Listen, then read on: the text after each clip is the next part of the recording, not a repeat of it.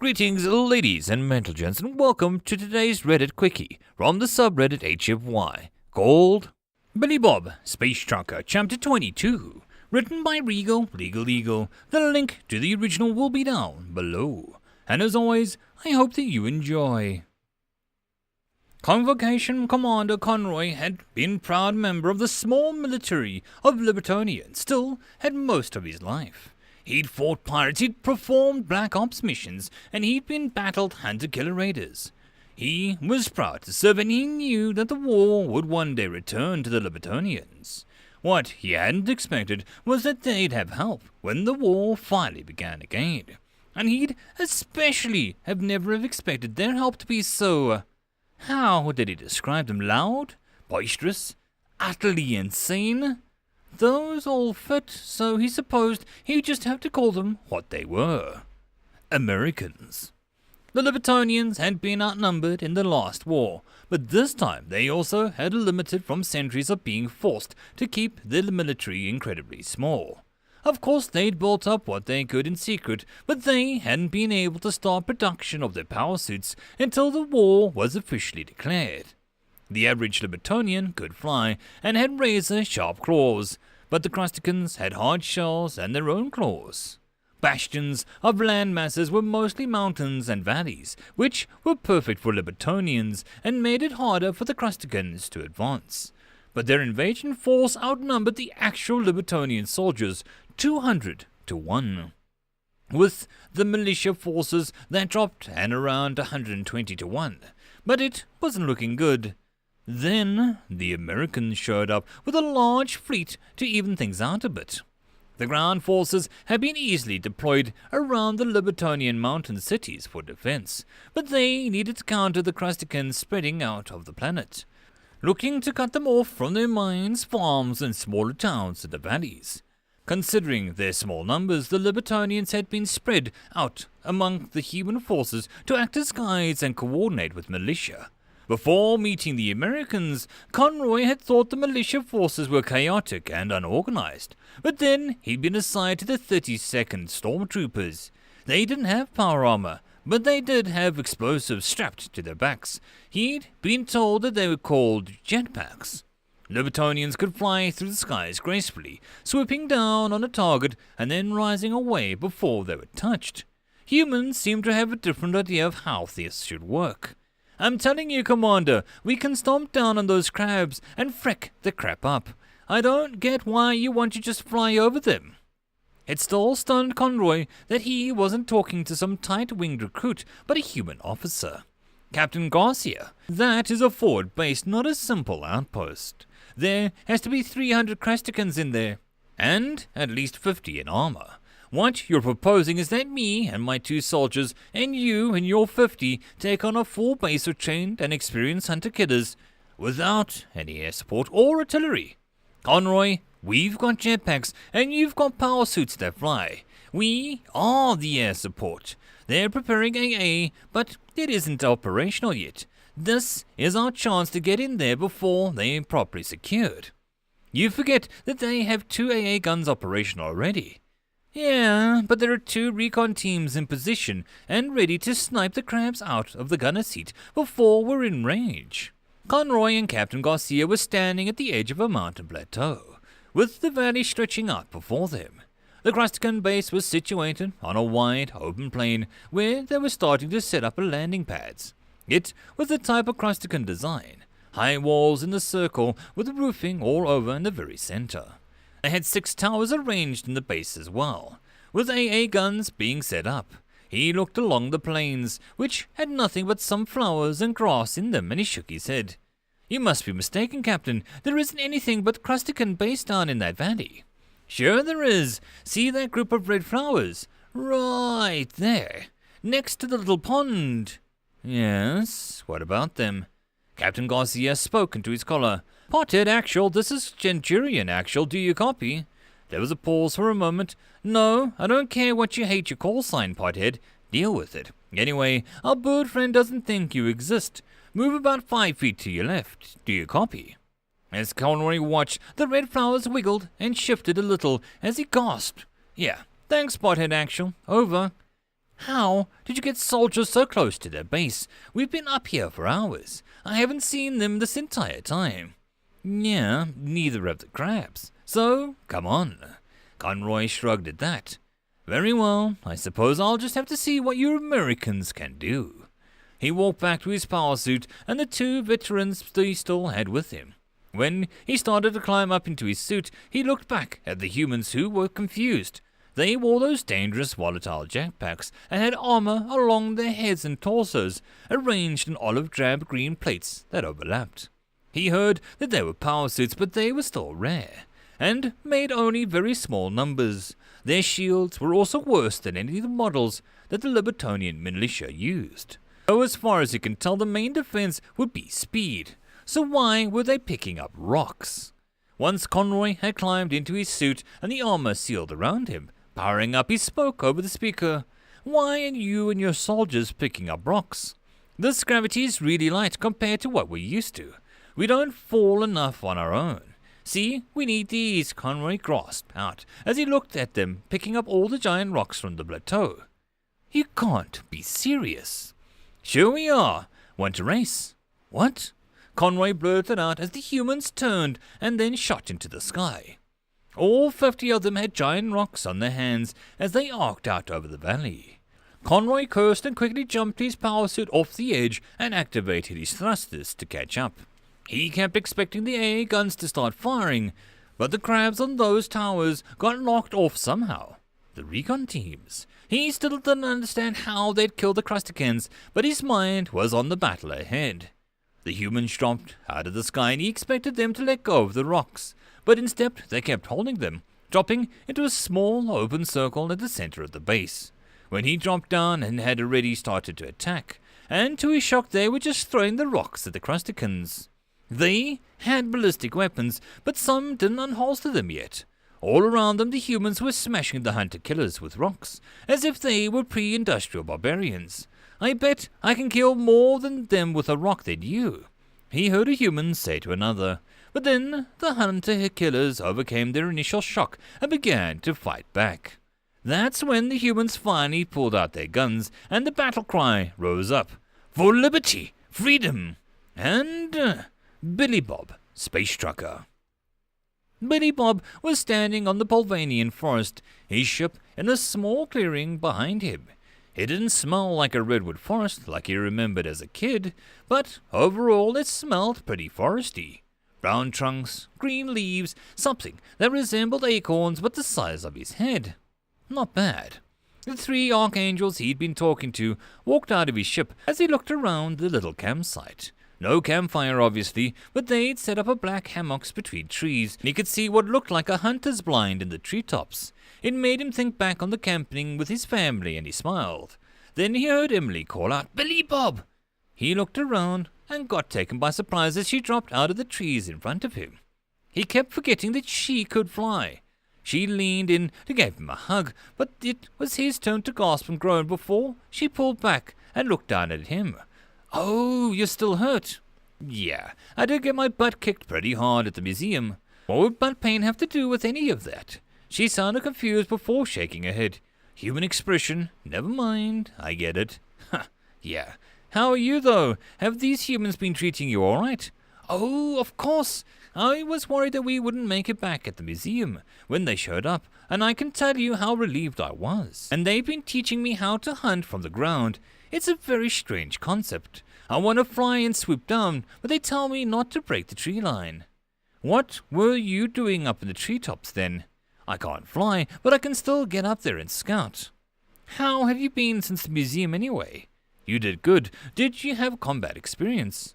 "No, but I have hunted." "See? I just could never do that." Emily paused at that and Billy Bob looked over at the others. "Any of you know what I mean. Killing someone because they tried to kill you is pretty easy. It's just like, well, frick, it's me or you, and I know mine is better. But animals, I just never got into the feel for it. Don't get me wrong, all respect to hunters. I guess I'm just a weakling." The Archangel stepped forward. Cole was still the only one who had taken off her helmet. "No, I get what you mean." The other two looked at her when the Captain Crunch spoke up. "Really? I thought you've been hunting." "No, but I do go fishing. See? Frick fish. I don't give a crap about fish. I don't mind killing them. Billy Bob said as Emily stood next to him, seeming confused. But in general, it's kind of weird for me to kill something minding its own business. Except fish, Emily asked. Yeah. I don't know, go fly fishing, catch a nice trout, have it for lunch, super fresh after cooking it up in a Dutch oven. Good stuff, but killing an elk or a deer with a rifle, they're just trying to eat, or sometimes get lucky. He shrugged. But you killed those creatures back in the station when we were trapped by the space clown. The what? Sergeant Sampson asked. Dude, worst species ever. It's these freaky freaking space clowns. They can float around and move really fast and have razor-sharp claws and teeth and a third eye in their forehead. Whoa, slow down. There's a species that dresses up like clowns. No, that's how they look. Giant feet, fat bodies, red noses, white, creepy faces. They try to sacrifice innocent people to appease some creepy space clown god. Wow, frick, that, Carl muttered. Think we'll have to fight them in the war? No. Everyone in the galaxy apparently hates them, Billy Bob said. Well, look at that universal constant. Everyone hates clowns, Sergeant Sampson said with a nod. Emily finally spoke up again. Okay, but if you all hate them, why do you have them? The humans were quiet as she looked around. Can any of you explain why they still exist amongst your species if you all hate them so much? She looked around as they were all still quiet. Finally, Billy Bob spoke up. I bet it's the Europeans' fault. Yeah, Sampson and Carl said with a nod before Billy Bob continued. The French probably figure if we get rid of clowns, mimes are next, so they protect them. Somehow, behind the scenes, because we'd all rather have mimes than clowns. But if there were no clowns, we'd boot the mimes too. Yeah, that sounds reasonable, Carl said with a nod. No, it's not the Europeans, Captain Crunch said firmly. I don't know why we still have them. They creeped me out as a kid, and I never hired them, but someone still does so. I don't know. Well, anyone, those animals are trying to kill us. I squished those headless Ewoks 'cause they were creepy. Carl frowned and arched an eyebrow as she heard him say headless Ewok. But I felt bad for the Pogra because killing an animal clean and cutting its tendons and hearing it scream is way different. Like if you go and squish a spider, 'cause it startled you. But when you have to go into a ball of toilet paper and squeeze with both your hands to feel it pop, the Archangels groaned as he said that. Yeah, you know that pop. Please don't talk about stuff like that, Carl said. Most bugs just sort of smear and there's no issue. But every so often... She shuddered as goosebumps rose on her skin, obviously reliving an experience in her head. Okay, we need to stop talking about the stuff, Captain Crunch said. It's getting us nowhere. He has the one who started it all, Emily said, pointing at Billy Bob. Oh, right. What did I originally ask? You asked how I was and then went off on hunting. Just saying that I couldn't do it myself. Billy Bob! Oh, right. Well, you seem okay.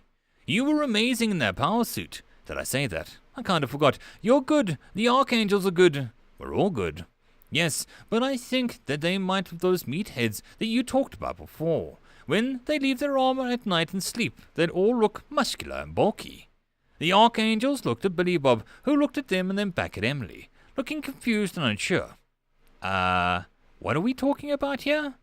When you were first talking about humans and about how your food deposit is natural, she poked his gut and he laughed for a moment at the sensation, and then he had to think back at the early conversation.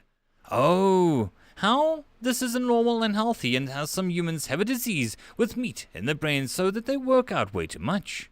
He could feel the eyes of the Archangels pouring into him. Yeah, I lied. They're way healthier than I am. I'm fine, but it's not like I'm a prime example of a human physique. I got a bit beer gut, but I am strong. I am on the blue-collar workout routine after all. Wait, you're not in top physical shape? Hell no. She stared at him for a moment, obviously a little confused. But you're fighting and running in strength. You beat up those Borks and fought for hours without rest. Yeah, I'm a little stronger than your average human, but that's about it. I'm slower than most too. I'm pretty normal. He pointed to the Archangel. They're the humans in top physical form, plus power armor. So, you're normal. You're average. I wouldn't say average. I'm a good pilot after all, but like ground combat. Average. Better at a brawl than most, though, and I'm a good 6'3", with as tall as my people, so I have reach. But yeah, like running and shooting. Totally average. She stared at him, and then before looking at the archangels. Is he serious? Yes, sir, Carl said with a nod. He's tougher than he gives himself credit, but the real top combatants are us. Of course, we are the absolute best that humanity has to offer. The others nodded at that. Okay, Emily said, and then crossed her arms. If you're all so tough, how come we've been hiding on this planet for 2 days? Well, while we're all excellent in face-to-face soldiers, getting shot out of the sky still happens to kill us. Not to mention that great soldiers can be killed by crappy soldiers if there's a freck ton of them. Sergeant Sampson blurted out before Captain Crunch waved a hand. It's a bit more complicated than that. We needed to wait until our cruiser had a better fix in our position, and the crab ships left orbit. Sergeants White and Evernich should be back from scouting soon. The issue that they have is a lot of AA in the area, and we're unsure what their fighter complement is in the area. Getting your longhorn off this rock isn't going to be easy. Well, how did you get it to the forest? You guys might be paying attention, but I happened to sleep through that part, Billy Bob mentioned. We flew low. So long as we stay under 2,000 feet, they can't pick us up, and the big sensors from what we've seen. They are sending local craft around, but they suck at searching forests. We're thinking that we might be here for a month or so. Go around picking off sensor stations and AA platforms and then hoping that they don't have any fighters around when we head to space. A month? Billy Bob gasped, and Emily did as well before she continued.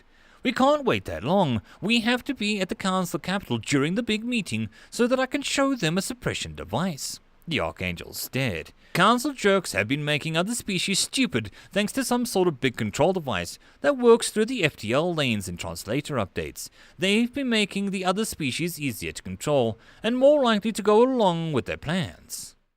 So, if we expose them, then we might not be at war with the entire rest of the galaxy, Captain Crunch asked. Yeah, just the council races in charge. The crabs, those space poodles, the fish cops and some space hamsters I haven't met yet. The captain was quiet for a moment. I suppose that's still enough of a challenge, but fighting an entire galaxy would make a far more ultimate test of humanity. The others nodded at that, adding their agreement. What, you actually want to fight the rest of the galaxy? Emily gasped out. Well, it would prove once and for all that we're the best, Billy Bob said with a nod. But the UHG would be mad at us forever. Oh, yes, that's true, Carl said with a nod. I mean, if it wasn't our fault, they might get over it. But if they found out that we had a chance to limit the war, yeah. All right, well, that's even if we get off this damn planet, Captain Crunch mentioned to them. Billy Bob thought for a moment. Hey, there were plenty of cargo ships traveling off the planet. Why don't we take one? What do you mean? Xeno cargo ships are massive. You know that, and without a proper codes, they'd figure out that while we're leaving orbit. Yeah, but I mean, I can fly an Atlas. I saw their command setup once. Their idiots spread out all the jobs so everyone has something to do. But I could do it. You could pilot an Atlas on your own. Those things have command crews of like 10. Hey, I told you guys, I'm a good pilot. Well, a good cargo pilot. We'll hit a spaceport, fly my longhorn into the Atlas, take it over, and then get the frick out of here. If they start shooting at us, it's a fricking Atlas. They have a lot to shoot. We'll just bail them on longhorn should things get too bad. Captain Crunch was silent for a moment. It's a better plan than anything that we've got. I'll contact White and Ivan. Carl Sampson, you start breaking down our camp. I want to see if we can move out tonight. As they started to split up and work, Billy Bob was left with Emily. Looking over at her, he thought about what they had told him. I heard you told them to be careful of my neck. Maybe you should just try not being so rough with it. She smirked at that under a mask. Yeah, well, I'm starting to think that I'm a badass here. You got beat up and had your arm cut off, and well, I did just fine. Oh, that giant metal power suit had nothing to do with it, huh? Mischarged straight into a bunch of matter slammers. I totally could have taken them down on my own. I dragged your sorry ass to safety, didn't I? She slowly leaned over to give him another hug, resting her muzzle on top of his head. He still wasn't sure he liked being the short one. It felt weird. I can see why humans like hugs. They're warm, she murmured softly. Yeah, well, don't expect me to let you tear my throat out with your teeth again. He had an arm around her as he carefully avoided crushing her wings, but I'm glad you decided to save my arm, and me at the same time. How could I give you a double high five if you lost it? Came her reply, and he took a slow breath in the forest air and thought it over. Maybe the archangels were right about Emily, but that would have to wait until they were off of this planet, and then for him to fully recover, so he didn't want to get in too comfy too fast. She felt him shift a little, and then her eyes opened after she heard a noise. Did you just... Sorry, I'm still a little sore and tired. It just kinda slipped out. She quickly moved away from him. Billy Bob! Hey, humans fart. You're going to have to accept that. And at least I can fly away from you out here. I swear to God that it's not that bad. You're exaggerating. As she flew into the treetops to help them scout, he shrugged and began to limp back to his ship. Good thing that she didn't realize that he could make that noise with one hand and an armpit. And so ends another chapter in the adventures of Billy Bob, Space Trucker.